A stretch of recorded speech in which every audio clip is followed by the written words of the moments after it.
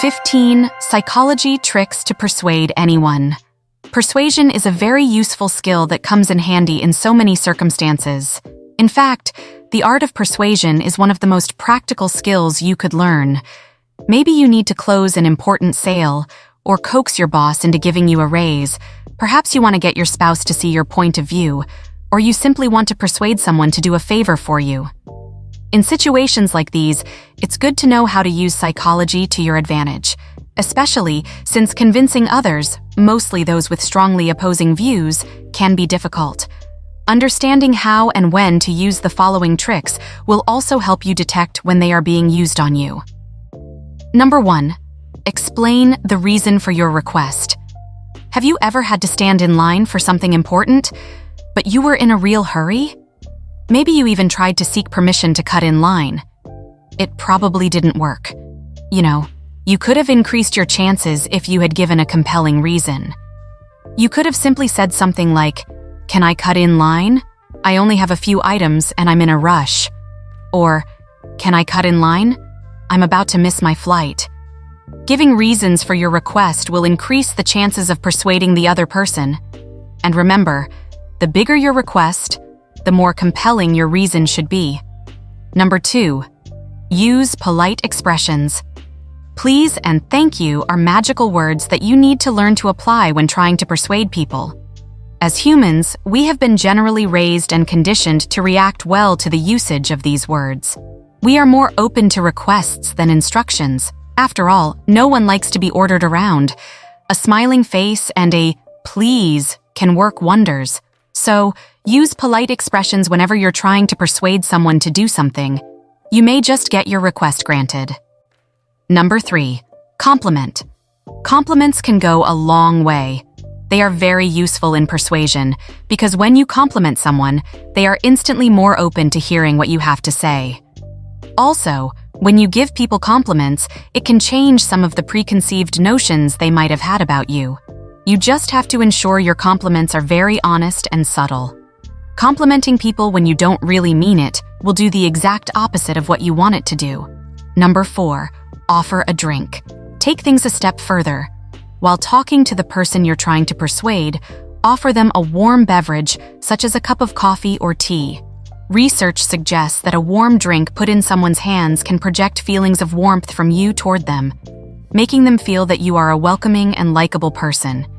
Be careful, however, because giving them a cold drink can have the opposite effect. Number 5. Be an active listener. One of the main qualities of top persuasive people is that they are very good listeners. Why is listening an important part of persuasion? In persuasion, you're trying to sell your ideas or get consent to your request. But how do you get people to accept your request?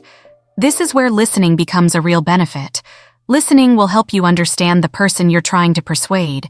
You will come to discover some of the objections and worries they might have regarding your request, and this will, in turn, help you to be able to present your ideas and requests in more appealing ways.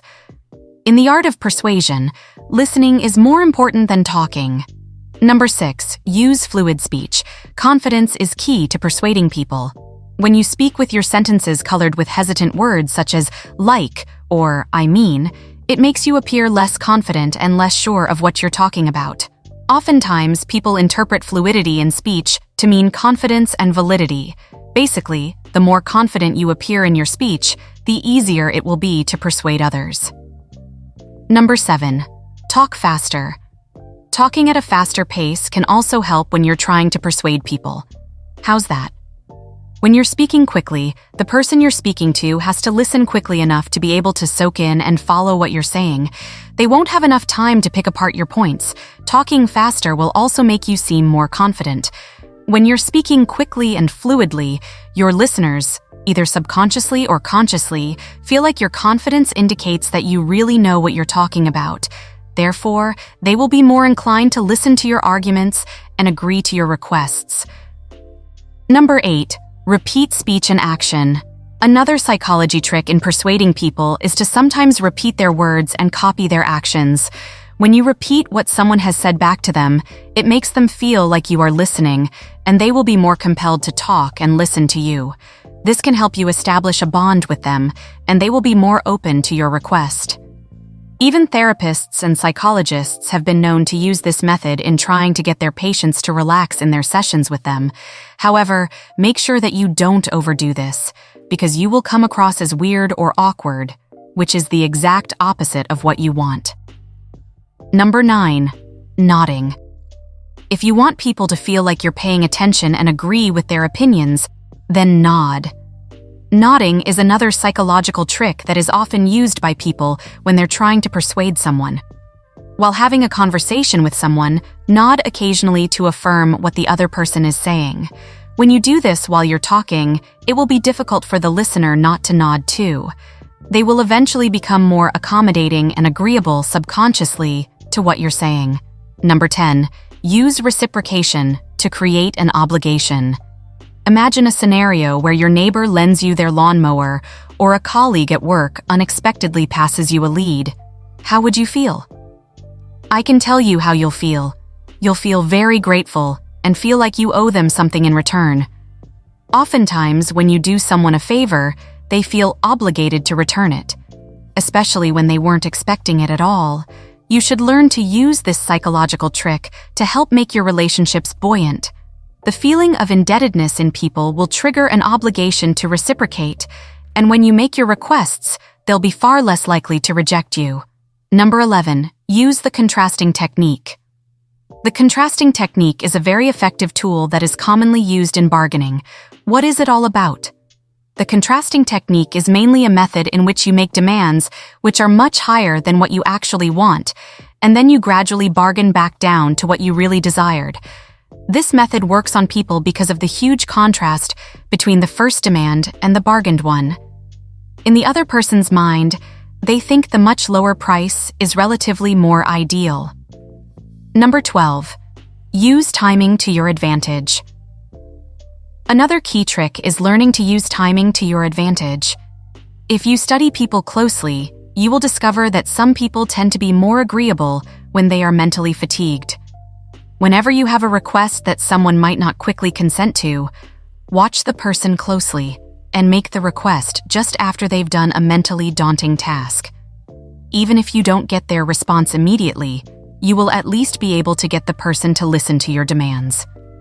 You should note that there is no guarantee, though. The success of this technique actually depends on the person, but trying never hurts. Number 13. Use balanced arguments. While many people think the best way to persuade others to buy an idea or perspective is to focus on all the positives and totally avoid all the negatives, research has proven otherwise. It is actually proven that presenting a balanced argument is the best way to convince someone. Don't completely focus on the positives of your ideas and ignore the negatives. Some people will see it as deceptive if you don't talk about the obvious negatives that might come with your plans. Even if they can't find any flaws, they will feel your ideas are too good to be true and try to avoid having anything to do with it. It is easier to persuade people when you present both sides of an argument. They tend to deem you more trustworthy and will likely be more open to what you have to say. When someone trusts you, they are much easier to persuade. Number 14. Use congruence to obtain a wanted outcome. In your pursuit of the desired response, you can get people to act even before they make up their minds. Let's assume you are out with a friend and you want to watch a movie at the cinema, but your friend is not sure if they want to go. Here's what you can do. Start moving toward the cinema as your friend is trying to decide what to do. They will be more likely to agree with you and go see the movie. This is the same method salespeople apply when closing a deal. Because handshakes are often attached to cementing deals, a salesperson will shake your hand while you're trying to make up your mind. By doing this, they are more likely to close the deal. Number 15. The power of repetition. The power of repetition should never be understated or underrated. I'm sure you know a song that you didn't like the first time you heard, but eventually it grew on you after hearing it multiple times. That is how powerful repetition can be. Our brains like patterns and repetition in establishing familiarity. Many times we like ideas and plans better after we have been repeatedly exposed to them. Whatever idea or argument you're trying to sell, The crucial information should be repeated in different ways over the course of your conversation. You shouldn't repeat them more than 3 times, though, because saying the same thing too often can make the person resistant to it. Too much of anything is bad. Persuasion is key to getting others to agree to your requests, but you should know where to draw the line. There is persuasion and there is manipulation. They are both vastly different concepts. Good intentions are always the mindset behind persuasion, while manipulation always has bad intentions. A manipulator does not respect boundaries. He or she will do anything to get someone to agree with them, even if they have to lie. When lies and half-truths are involved, you've crossed boundaries into manipulation, and nothing good ever comes from that. So be sure to keep this in mind if you decide to use any of these psychological tricks. Have you ever used these tricks before? Or have you noticed others using them on you in order to get you to do something? Let us know in the comments below. Don't forget to like, subscribe, and turn on notifications so you will never miss our latest videos. Thanks for watching.